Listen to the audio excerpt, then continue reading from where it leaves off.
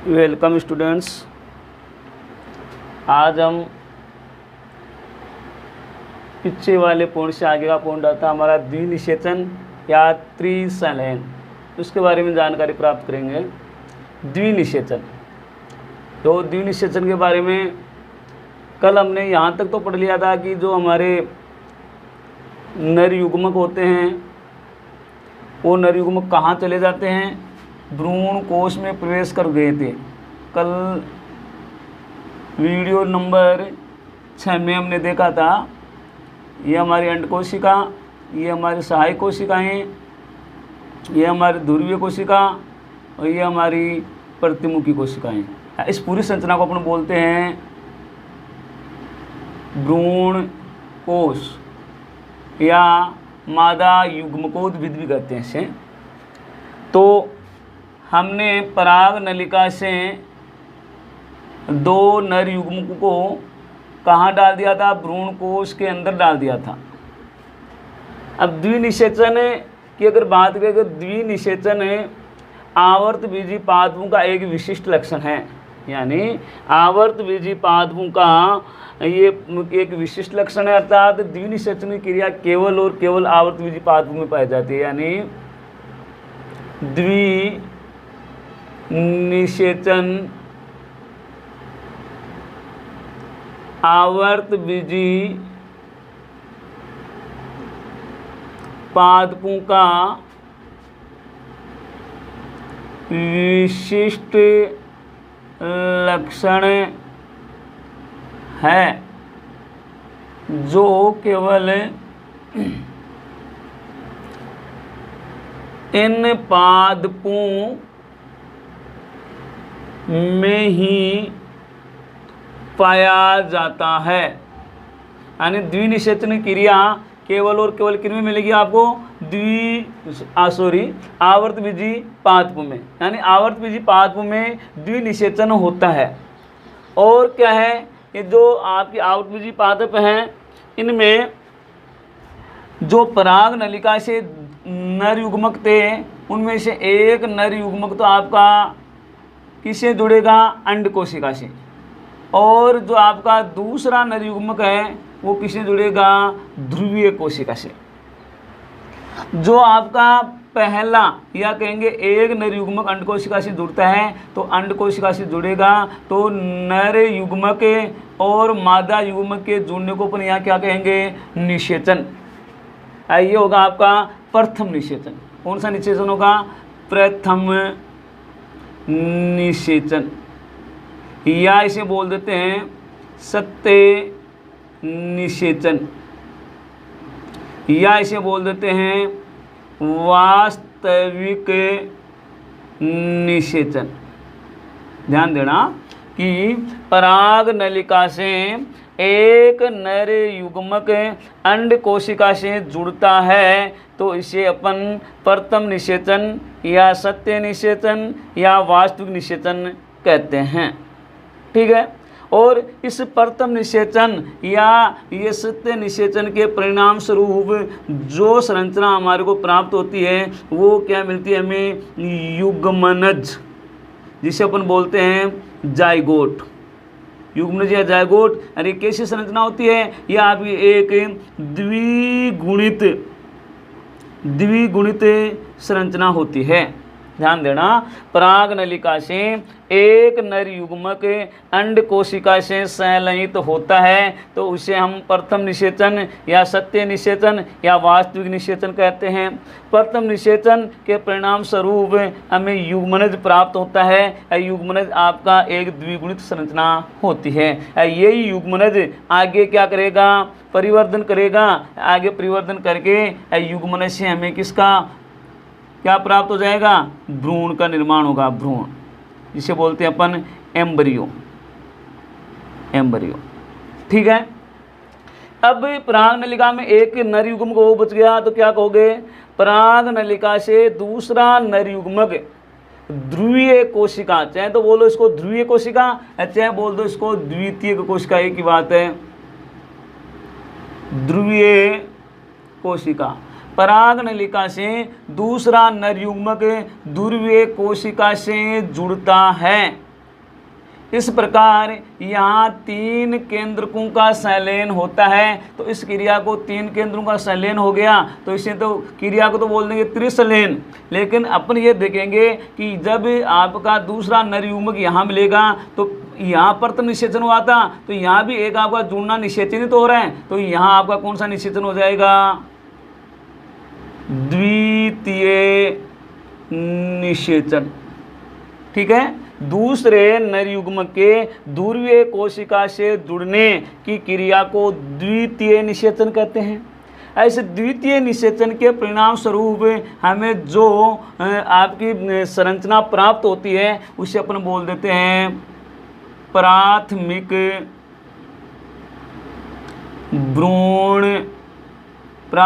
भ्रूण पोष केंद्रक। यानी द्वितीय निषेचन के परिणाम स्वरूप हमें प्राथमिक भ्रूणपोष केंद्र प्राप्त होता है, जो आपका क्या होता है? एक त्रिगुणित संरचना होती है, 3n त्रिगुणित संरचना होती है। और इसी प्राथमिक भ्रूणपोष केंद्र से फिर हमें क्या प्राप्त हो जाता है? भ्रूण कोश प्राप्त होता है, जिसे आप एंडोस्पर्म कहते हैं। एंडोस्पर्म या भ्रूणपोष प्राप्त होता है। यह भी आपकी कैसी संरचना होती है? 3n। अब यहाँ आप देखना, इस भ्रूणकोश के अंदर ये प्रथम निषेचन भी यहीं संपन्न हो रहा है और द्वितीय निषेचन भी यहीं संपन्न हो रहा है। इस प्रकार यहाँ कितने निषेचन हो रहे हैं? 2 निषेचन हो रहे हैं। ऐसे प्रथम निषेचन और द्वितीय निषेचन कोई अपन क्या कहते हैं? ये 2 क्रियाएं हो रही है। प्रथम निषेचन यहाँ पे और दूसरा निषेचन ध्रुवीय कोशिका के अंदर हो रहा है। यानी प्रथम निषेचन अंड कोशिका के पास और दूसरा ध्रुवीय कोशिका के पास। इसलिए इसे अपन क्या कर सकते हैं? द्विनिषेचन या दोहरा निषेचन। यानी इन दोनों को मिला के किसको? द्वितीय निषेचन और प्रथम निषेचन को मिलाकर ही अपन क्या कर देते हैं? द्विनिषेचन या क्या कह सकते हैं इसे? दोहरा निषेचन। ठीक है, इसके बाद में ये तो हमारा द्विनिषेचन हुआ।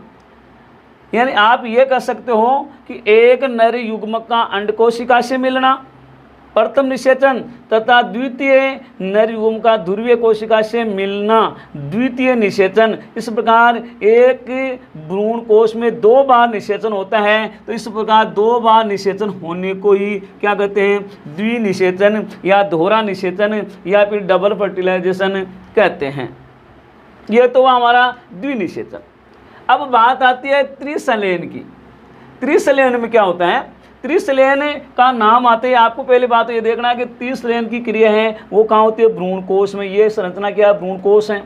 अब भ्रूणकोश में भी कहाँ? ध्रुवीय कोशिका के अंदर। ध्रुवीय कोशिका में दूसरा नर युग्म मिलने से इस प्रकार 3 केंद्रकों का संयोजन हो जाता है। 2 तो ऑलरेडी इसके अंदर हैं, 2 ध्रुवीय केंद्रक 2 और एक दूसरा नर युग्म मिल गया। इस प्रकार 3 केंद्रों का संयोजन होता है। 3 केंद्रों के संयोजन को अपन क्या कर देते हैं? त्रिसंलयन। त्रिसंलयन। अब आपको ध्यान है, यहाँ भी मैंने बताया है कि त्रिसंलयन के परिणाम स्वरूप हमें जो प्राप्त होता है वो क्या प्राप्त होता है? हमें प्राप्त होता है ये प्राथमिक भ्रूणपोष केंद्रक। यानी त्रिसंलयन तो क्यों बोला? हालांकि हुआ तो द्विनिषेचन है, दूसरा निषेचन हो रहा है, पर यहाँ केंद्र कितने मिल रहे हैं? 3। तो 3 केंद्र मिलने के कारण से क्या बोलते हैं? त्रिसंलयन। 3 केंद्रों के संयोजन के कारण इस क्रिया को त्रिसंलयन कहते हैं। त्रिसंलयन के परिणाम स्वरूप जो हमें प्राप्त होता है प्राथमिक भ्रूणपोष केंद्रक। ऐसे भी किसका निर्माण होता है? वही बात है, भ्रूणपोष प्राप्त होता है। अब आपको ये देखना है कि यहाँ अंडकोशिका से तो हमें प्राप्त हो गया भ्रूण और ध्रुवीय कोशिका से प्राप्त हुआ हमें भ्रूणपोष। तो ये भ्रूणपोष तो आपका एक पोषक ऊतक होता है और ये पोषक ऊतक है। इस पोषक ऊतक में विभिन्न प्रकार के पोषक पदार्थ जैसे कार्बोहाइड्रेट है, वसा है, प्रोटीन है, ये इसके अंदर पाए जाते हैं। और ये क्या करते हैं? ये भ्रूणपोष इस भ्रूण को पोषण प्रदान करने का काम करते हैं। क्या देते हैं? पोषण। यानी जो हमारा भ्रूण बना, एम्ब्रियो बना, एम्ब्रियो को पोषण प्रदान करने का काम कौन करता है? भ्रूणपोष। इसके अलावा ये भी आपको ध्यान रखना है कि जो भ्रूण होता है ये कैसी संरचना है, ये आपकी 2n संरचना है। कैसी संरचना है? 2n। भ्रूणपोष कैसी है? 3n। तो यहाँ आप देख सकते हो कि एक द्विगुणित संरचना अर्थात भ्रूण को एक त्रिगुणित संरचना अर्थात भ्रूणपोष पोषण प्रदान करती है। ठीक है, तो इस प्रकार से ये हमारा द्विनिषेचन और त्रिसंलयन की क्रिया संपन्न होती है। तो अपन इसको कैसे लिखेंगे? पहले एक नर युग्म के बारे में लिख देते हैं। तो क्या लिखोगे? पराग नलिका से, पहले अपन भ्रूण वाली क्रिया लिखेंगे। ये पराग नलिका से एक नर युग्मक अंड कोशिका से जुड़ता है तो इस क्रिया को प्रथम निषेचन ऑब्लिक सत्य निषेचन ऑब्लिक वास्तविक निषेचन कहते हैं। ठीक है, ये तो हो गया हमारा प्रथम निषेचन। और निषेचन की बात करें तो निषेचन की खोज किसने की थी? निषेचन की खोज 1884 में स्ट्रासबर्गर ने की थी। यानी जो निषेचन क्रिया है इसकी खोज करने वाले कौन थे? स्ट्रासबर्गर। अब देखो, जैसे ही आपका प्रथम निषेचन होता है इसमें एक नर युग्मक अंड कोशिका, तो इनके संलयन होने से हमें क्या प्राप्त है? युग्मनज। तो क्या लिखोगे? प्रथम निषेचन के परिणाम स्वरूप युग्मनज, जिसे अपन बोलते हैं जायगोट, का निर्माण होता है। यानी प्रथम निषेचन से, यहाँ हुआ है प्रथम निषेचन, अब प्रथम निषेचन से हमें क्या प्राप्त हुआ है? प्रथम निषेचन से हमें युग्मनज प्राप्त हुआ है। ये लिखा हुआ है युग्मनज, यानी प्रथम निषेचन से आपको जायगोट प्राप्त होता है। इसके बाद में दूसरा नर युग्मक,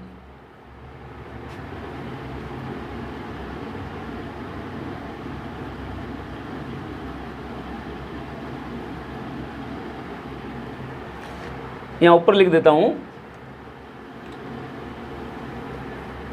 दूसरा नर युग्मक ध्रुवीय कोशिका से जुड़ता है। क्या लिखोगे? दूसरा नर युग्मक ध्रुवीय कोशिका से जुड़ता है। इस प्रकार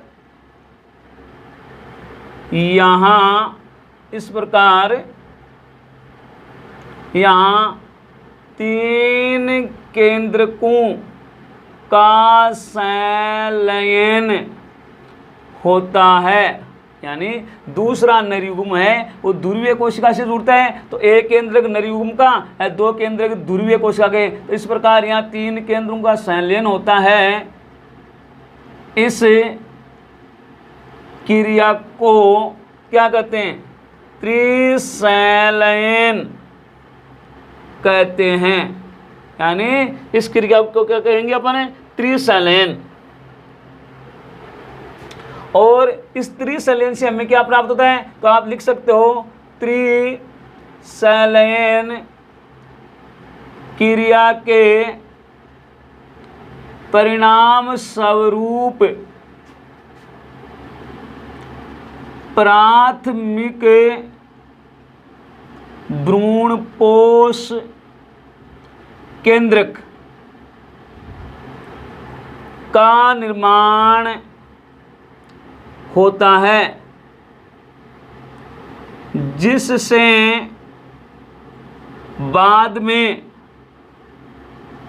भ्रूणपोष का निर्माण होता है। ठीक है। और ये जो त्रिसंलयन की क्रिया संपन्न हुई, ये कहाँ संपन्न हुई है? भ्रूणकोश में। तो आप ये भी कह सकते हो कि त्रिसंलयन की क्रिया भ्रूणकोश में संपन्न होती है। किसमें संपन्न होती है? भ्रूणकोश में संपन्न होती है। इसके अलावा जो ये आपका भ्रूणकोश बना, भ्रूणकोश, इस भ्रूणकोश में मैंने कहा था पोषक पदार्थ होते हैं या भोज्य पदार्थ होते हैं, और उसके रूप में क्या ये कह सकते हो कि भ्रूणपोष में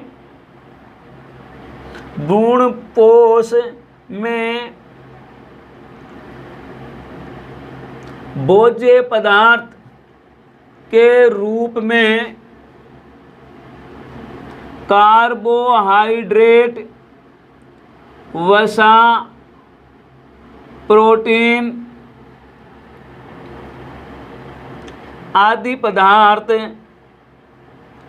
पाए जाते हैं। और क्या लिख सकते हो? भ्रूणपोष भ्रूण को पोषण प्रदान करता है। ये बात भी तो होती है, नहीं होती है? यानी आप ये कह सकते हो कि भ्रूणपोष द्वारा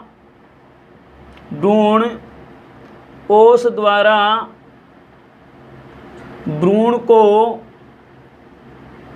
पोषण प्रदान किया जाता है। यानी भ्रूणपोष द्वारा भ्रूण को क्या प्रदान किया जाता है? पोषण प्रदान किया जाता है। अब इसके अलावा हम देखेंगे कि यहाँ पर पढ़ रहे हैं द्विनिषेचन या दोहरा निषेचन।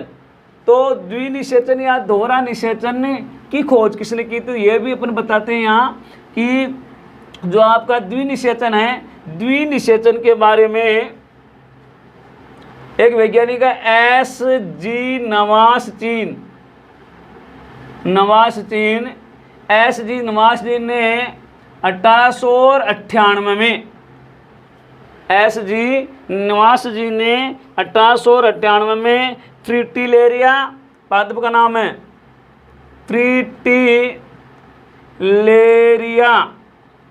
फ्रिटिलेरिया एवं लीलियम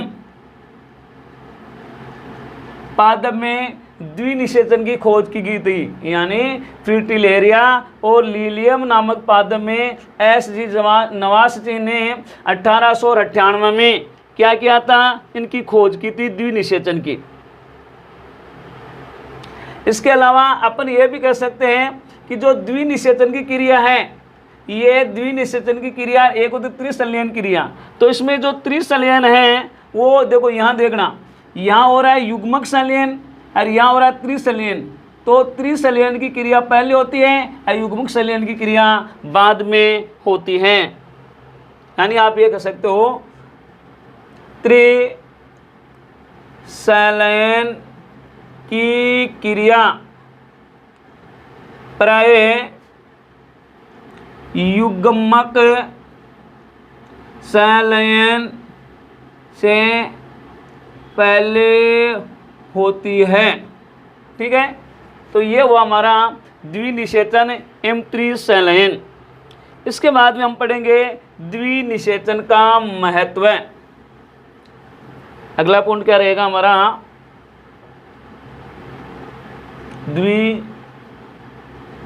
द्विनिषेचन का महत्व। तो पहली बात तो यह है कि एक नर युग्मक अंड कोशिका से जुड़ता है तो इस क्रिया को प्रथम निषेचन कहते हैं। इसके परिणाम स्वरूप युग्मनज का निर्माण होता है। युग्मनज से भ्रूण का निर्माण होता है। ये द्विनिषेचन का महत्व है। दूसरा अपना हो जाएगा कि दूसरा नर युग्मक ध्रुवीय कोशिका से मिलता है। दूरीय कोशिका से मिलने से या 3 केंद्रकों का संलयन होता है, जिसे त्रिसंलयन कहते हैं। त्रिसंलयन के परिणाम स्वरूप हमें भ्रूणपोष प्राप्त होता है। ऐसे ये भ्रूणपोष हमें क्या करता है, पोषक पदार्थ हैं जो भ्रूण को भोजन प्रदान करने का काम करता है। तो ये आपका द्विनिषेचन का क्या है, दूसरा आपका महत्व है। इसके अलावा इस भ्रूणपोष के द्वारा जो आपका परिवर्तनशील भ्रूण है जिसको भोजन प्रदान किया जाता है, यानी भ्रूणपोष के द्वारा भ्रूण को पोषण प्रदान किया जाता है। इसके अलावा जो भ्रूणपोष का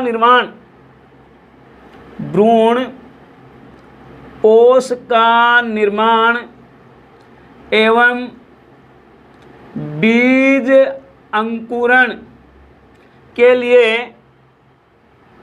द्विनिषेचन आवश्यक होता है। कैसे कि भ्रूणपोष का निर्माण नहीं होगा तो भ्रूण को पोषण प्रदान नहीं हो पाएगा। इसके अलावा अगर द्विनिषेचन की क्रिया संपन्न नहीं होगी तो जो बीज अंकुरित होते थे, बीज अंकुरित होते समय उनको भोजन प्रदान करने का काम कौन करते हैं, भ्रूणपोष, तो वो भ्रूणपोष नहीं बनेगा। क्योंकि यहाँ आप देख सकते हो कि द्विनिषेचन के कारण ही भ्रूणपोष का निर्माण होता है। भ्रूणपोष के निर्माण होने से ही जो बीज हैं वो अंकुरित हो पाते हैं। इसके अलावा हमारा जो भ्रूण है उसको पोषण मिल पाता है। तो ये सारे क्या हैं, द्विनिषेचन के महत्व के अंदर ही आते हैं। इसके अलावा आप ये भी कर सकते हो कि यहाँ एक आपके आवर्तबीजी पादपों का एक अच्छा सबसे महत्वपूर्ण लक्षण है कि यहाँ पे देखो भ्रूणपोष जो आपकी 3n संरचना होती है और भ्रूण या आपकी 2n संरचना होती है।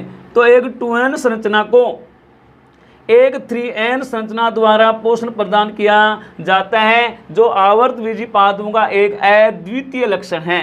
यानी एक 2n संरचना को एक 3n संरचना का भ्रूणपोष द्वारा पोषण प्रदान किया जाता है। ये एक आवर्तबीजी पादपों का अद्वितीय लक्षण है। इस प्रकार ये एक आपके द्विनिषेचन के क्या है, महत्व है।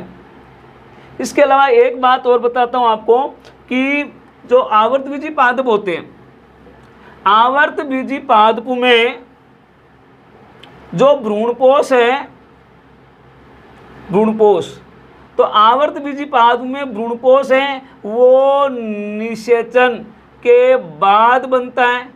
और कैसा होता है, 3n संरचना होती है। ध्यान रखना, आवर्तबीजी पादपों में भ्रूणपोष निषेचन के बाद बनता है और 3n संरचना होती है। लेकिन बात अपन करें अनावर्तबीजी पादपों की, अनावर्तबीजी पादप जिसे अपने जिम्नोस्पर्म बोलते हैं, उनमें भ्रूणपोष है वो निषेचन से पहले बनता है, निषेचन से पहले बनता है। और आपका जो भ्रूणपोष होता है वो एक अगुणित संरचना होती है, n होती है। ये भी आपको ध्यान में रखना है, ठीक है। तो इसी के साथ ही आज हमारा द्विनिषेचन, त्रिसंलयन और द्विनिषेचन के महत्व हैं, इसके बारे में हमने चर्चा की। आगे वाला जो हमारा जो बिंदु है उसके बारे में अपन आगे बढ़ेंगे। धन्यवाद।